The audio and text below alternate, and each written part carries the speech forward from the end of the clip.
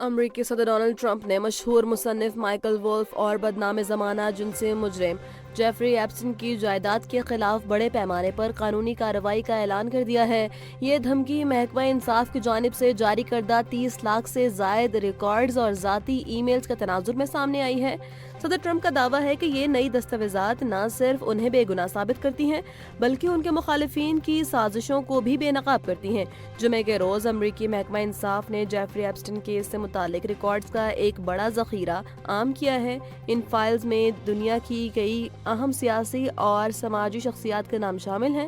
صدر ٹرمپ جو فلوریڈا جاتے ہوئے ایئر فورس ون پر صحافیوں سے گفتگو کر رہے تھے، ان کا کہنا تھا کہ لیفٹسٹ کی امیدوں کے برعکس ان دستاویزات میں ایسی کوئی چیز نہیں جو انہیں مجرم ٹھہرا سکے۔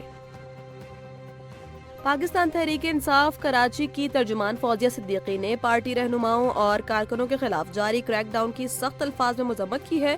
انہوں نے الزام عائد کیا کہ پولیس اور قانون نافذ کرنے والے ادارے چادر اور چار دیواری کا تقدس پامال کرتے ہوئے بزرگوں اور خواتین کو ہراساں کر رہے ہیں۔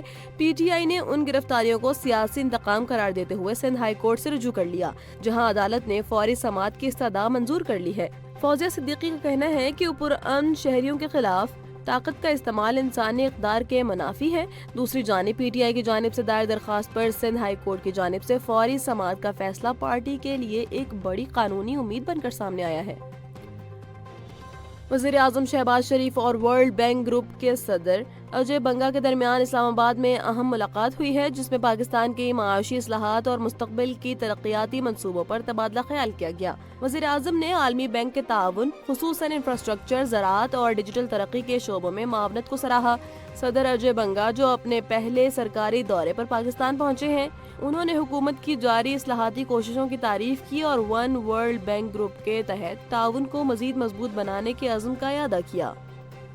T20 ورلڈ کپ 2026 میں پاکستان کی جانب سے بھارت کے خلاف میچ کے بائیکاٹ کے فیصلے نے اب بھارت سیاست میں بھی ہلچل مچا دی ہے۔ بھارتی کانگریس کے سینئر رہنما اور رکن پارلیمنٹ ششی تھرور نے اس فیصلے کو بھارت کے لیے ایک ویک اپ کال قرار دے دیا ہے۔ پاکستان کا یہ غیر معمولی فیصلہ بنگلہ دیشی کرکٹر مستفیض الرحمان کے ساتھ ہونے والے سلوک اور بنگلہ دیش سے اظہار یکجہتی کے تناظر میں سامنے آیا ہے۔ پاکستان کرکٹ بورڈ نے واضح کیا کہ وہ ٹورنامنٹ سے دستبردار نہیں ہو رہا، بلکہ صرف ایک مخصوص میچ کا بائیکاٹ کرنا اپنا سیاسی اور سفارتی احتجاج ریکارڈ کروا رہا ہے۔ ششی تھرور کے مطابق اس طرح کے اقدامات سے ثابت ہوتا ہے کہ کھیلوں کے میدان میں سیاسی فیصلوں کے اثرات اب عالمی سطح پر مرتب ہو رہے ہیں، جو کہ کرکٹ کی ساکھ کے لیے بہتر نہیں ہے۔ سیکیورٹی فورسز نے بلوچستان میں دہشت گردی کے خلاف جاری فیصلہ کن معرکے میں بڑی کامیابی حاصل کی ہے۔ تازہ ترین اطلاعات کے مطابق گزشتہ رات تعاقبی کارروائیوں میں مزید 22 دہشت گرد ہلاک کر دیے گئے، جس کے بعد گزشتہ 3 روز میں جہنم واصل ہونے والے دہشت گردوں کی مجموعی تعداد 177 تک پہنچ گئی ہے۔ سیکیورٹی ذرائع کا کہنا ہے کہ فتنۃ الہندوستان کے خلاف سینیٹائزیشن آپریشن پوری قوت سے جاری ہے، جس میں انٹیلیجنس ایجنسیز اور پولیس دہشت گردوں اور ان کے سہولت کاروں کے گرد گھیرا مسلسل تنگ کر رہی ہے۔ فورسز کا عزم ہے کہ جب تک ریاست دشمن عناصر کا مکمل خاتمہ نہیں ہو جاتا، یہ آپریشن جاری رہیں گے۔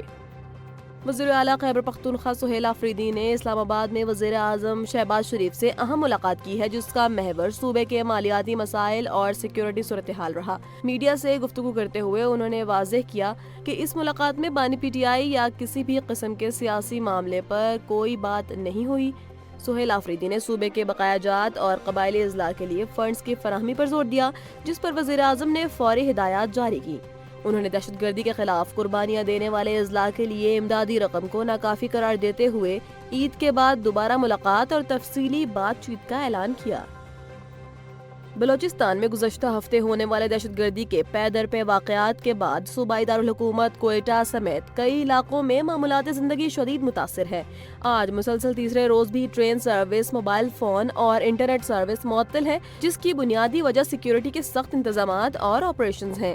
ریلوے حکام کے مطابق جن مسافروں نے پہلے سے ٹکٹ بک کروا رکھے تھے، وہ ریلوے اسٹیشن سے اپنے ٹکٹوں کی رقم واپس لے سکتے ہیں۔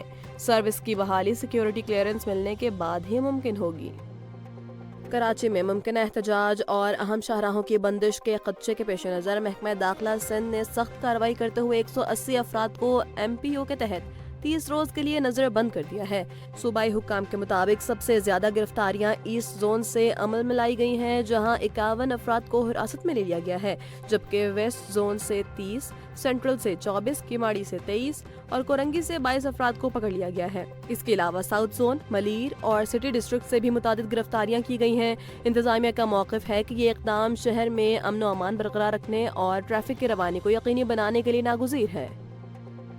وزیر اعلیٰ بلوچستان سرفراز بگٹی نے انکشاف کیا ہے کہ دہشت گردی کے حالیہ واقعات میں اضافہ ماضی کی مصالحتی پالیسی کا نتیجہ ہے، تاہم اب ریاست زیرو ٹالرنس پر عمل پیرا ہے۔ انہوں نے واضح کیا کہ حالیہ حملوں میں 31 شہری اور 17 سیکیورٹی اہلکار شہید ہوئے، جبکہ جوابی کارروائیوں میں اب تک 1000 سے زائد دہشت گرد مارے جا چکے ہیں۔ سرفراز بگٹی کے مطابق دہشت گردوں کی کل تعداد سہولت کاروں کے سمیت 4 سے 5000 سے زائد نہیں ہے اور انہیں عوام کی صرف 2% حمایت حاصل ہے۔